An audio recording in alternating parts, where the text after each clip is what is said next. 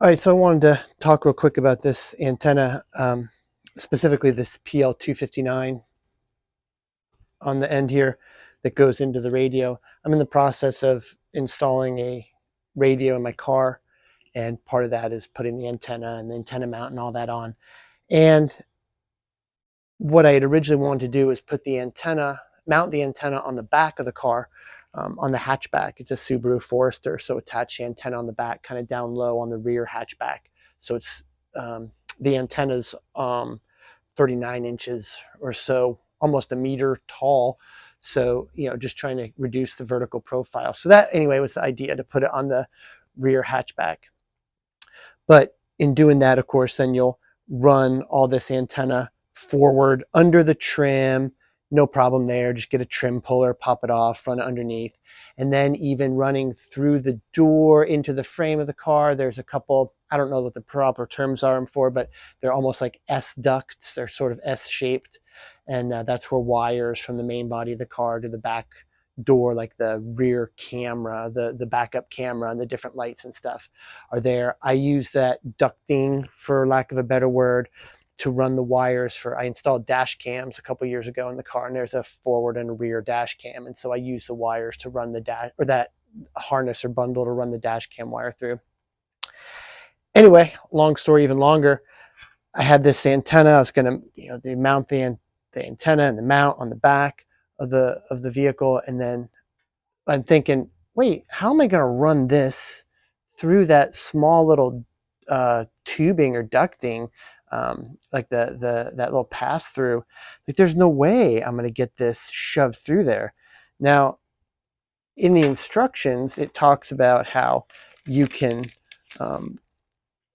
for easy installation and coax routing, the barrel can be removed and turn the barrel clockwise. So initially, I was thinking, all right, barrel. So I thought, well, this is the barrel. This is actually the connector. I was thinking that's the barrel. So if you turn that clockwise, it actually does. You can turn this clockwise and it does come off. But see, it comes off the back, right? So I was like, well, that's not going to help me. That's not going to help me. I'm still going to have to get this whole dang assembly through.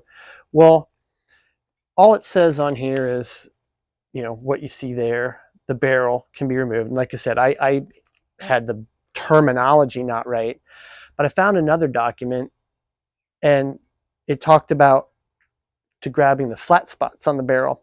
So I was looking at this. I'm like, there are no flat spots on this, but I saw underneath it, this has the flat spots. That's actually the barrel.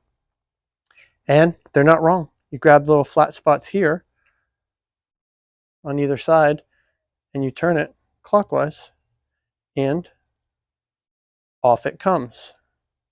And then you can just slide this over it. And now you have a mostly coax size piece. There's this, obviously got a little bit more width than the coax, but you just take a good zip tie or a wire pull through and electrical tape it all up, use some WD-40 or other kind of lubricant, and just pull it through. So anyway, I just wanted to put this little thing out there. I looked and looked and looked to try and find how to disassemble this thing, and I couldn't find anything that helped me on YouTube or the internets, what have you. So anyway, hopefully this will help. If there's anybody out there who's run around trying to figure out how to disassemble a 259, this is how you do it. Now, it is on a Comet CP5M.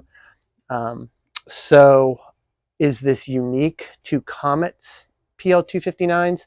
I don't know.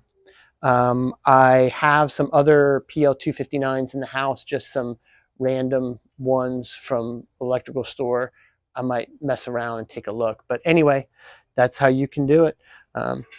Back the connector off and then hold the flat spots, and then, to put it back on, you just do it counterclockwise. So it's backwards from what we're used to in America, righty-tighty, lefty-loosey.